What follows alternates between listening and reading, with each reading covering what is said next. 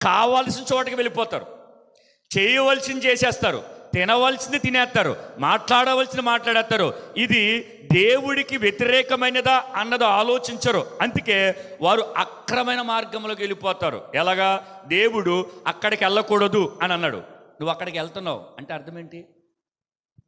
దేవుడు ఒక చట్టాన్ని చేశాడు, ఇది సక్రమైన మార్గం కాదు అన్నాడు, అయినా నేను వెళ్తాను అన్నాడు. నేను చెప్తాను, నువ్వు వెళ్ళావు కాబట్టి ఆ మార్గం సక్రమైనది అవ్వదు.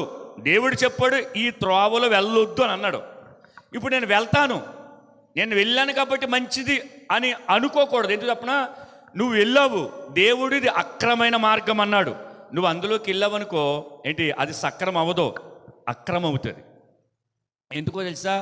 దేవుడు సక్రమం అన్నది సక్రమే, దేవుడు ఇది నిజమంటే నిజమే. నీ గురించి నా గురించి ఆయన మనసు మార్చుకోడు. దేవునికి స్తోత్రం, హల్లెలూయా. వెళ్ళొద్దు, మాట్లాడొద్దు, తినొద్దు, ఏంటి నువ్వు వెళ్ళవలసిన చోటకి వెళ్ళు, మాట్లాడవలసిన మాట మాట్లాడు అని క్రైస్తవుడుగా విలువలు ఎరిగిన తర్వాత విలువలు కోల్పోతూ మనం మాట్లాడితే కనుక అది అక్రమైన మార్గం. ఒకవేళ అక్రమంగా మనం నడుచుకుంటున్నప్పుడు, ఒకవేళ నేను మీకు నచ్చిన వ్యక్తిని అనుకో, భలే మాట్లాడేవరా, ఆడికి అలాగే ఉండాలి. ఏంటి, నేను చేసిన తప్పు అయినా కానీ, నేను చేసిన పొరపాటు అయినా సరే, నేను మాట్లాడిన బూతులైనా సరే ఏమంటారు తెలుసా? మీరు బాగా మాట్లాడేవరా అంటారు. ఎందుకో తెలుసా? వాడు అక్రమైన మార్గంలో ఉన్నాడు, లేదా ఆమె అక్రమైన మార్గంలో ఉంది. ఇప్పుడు నేను అదే మార్గంలో రాగానే జోగి జోగి రాసుకుంటే ఏంటి, బైబిల్ ఏమని చెప్పిన, గుడ్డోడికి త్రోవ చూపితే ఇద్దరు కలిసి కుంటలో పడతారు. అలా కాకుండా గనక మనము మన సమీపమున ఉన్న వాళ్ళు కూడా ఇదే మంచిదంటే నువ్వు వాక్యము చేత విశ్లేషించి పరీక్షించి, అరే ఇది కరెక్ట్ కాదు, నువ్వు నా బంధువైనా సరే, నా రక్త సంబంధమైనా సరే, నా భార్యవని సరే, నా భర్తవని సరే, దేవుడు చెప్పిన మార్గం ఇది కాదు, నేను రాను అని గనక మనము దేవుడి చిత్తానుసారంగా మనం నిలవగలిగితే ఏంటి, దేవుడు మనల్ని ఇష్టపడతాడు. అలా కాకుండా గనక ఒకవేళ మనం మనుషులు పర్వాలేదులో మనం ఎంకరేజ్ చేస్తున్నారు అని అనుకుంటే కనుక, ఒకవేళ దేవుడు జ్ఞాపకం చేసుకుంటే ఎలాగుంటుంది? ఇక్కడ ఉంది కదా, వారి పాపములు బట్టి వారి శిక్షించును. దేవుడు శిక్షిస్తే ఎలాగుంటే చెప్పండి? దేవుడు శిక్షిస్తే నేను కొడితే ఒకలా ఉంటుంది, కానీ దేవుడు కొడితే గొలియాతులంటూడే బోర్లంగబడి తెచ్చాడు. గొలియాతు గాదు వాడే అనే గొలియాతు ఎత్తరైన వాడు, అటువంటి వాడినే దేవుడు కొడితే దెబ్బకి చచ్చిపోయాడు. అర్థమైందా? అంటే మనము గనక మనుషులను మాట విని మనుషుల యొక్క మార్గములు గనక మనం నడిస్తే చెప్పండి, ఏం పర్వాలేదు, ఇది వాక్యానుసారం కాదని చెప్పండి. ఒకవేళ వినకపోతే వాళ్ళు మనతో మాట్లాడుతూ మానేస్తారేమో, కానీ దేవుడు మాత్రం మాట్లాడతాడు. దేవునికి స్తోత్రం, హల్లెలూయా.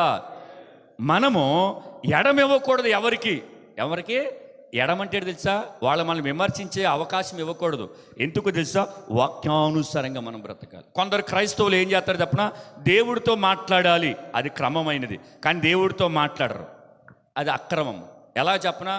ఇప్పుడు మనం గంట ఫోన్ మాట్లాడతామా? నేను మాట్లాడతాను, 2 గంటలు మాట్లాడిన సందర్భాలు ఉన్నాయి. ఎవరితో తెలుసా?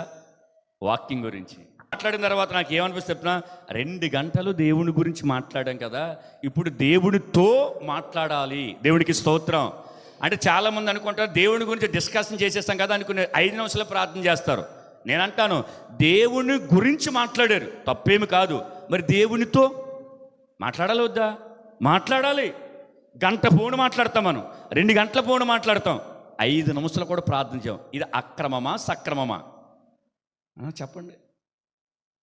దేవుని గురించి మాట్లాడేది వేరు, దేవుడితో మాట్లాడేది వేరు. దేవుడి గురించి గంట మాట్లాడితే దేవుడితో 2 గంటలు మాట్లాడాలి. దేవునికి స్తోత్రం. మనకి 2 ఆశీర్వాదం కావాలని కోరుకుంటామా? కానీ దేవుడితో 2 మాట్లాడాం మనం. ఇప్పుడు ఇక్కడ 2:30 గంటల ఆరాధన అనుకుందాం, ఇంకో 2:30 గంటలు పెంచితే మెలికలు తిరిగిపోతాం. లేదా ఎక్కడో హైదరాబాద్లో 1 గంట ఇంటర్వ్యూ, ఎన్ని గంటల ప్రయాణం చేయాలి? 8 గంటల ప్రయాణం. 8 గంటలు మనం ప్రయాణం చేస్తే 1 గంట ఇంటర్వ్యూకి వెళ్తాం.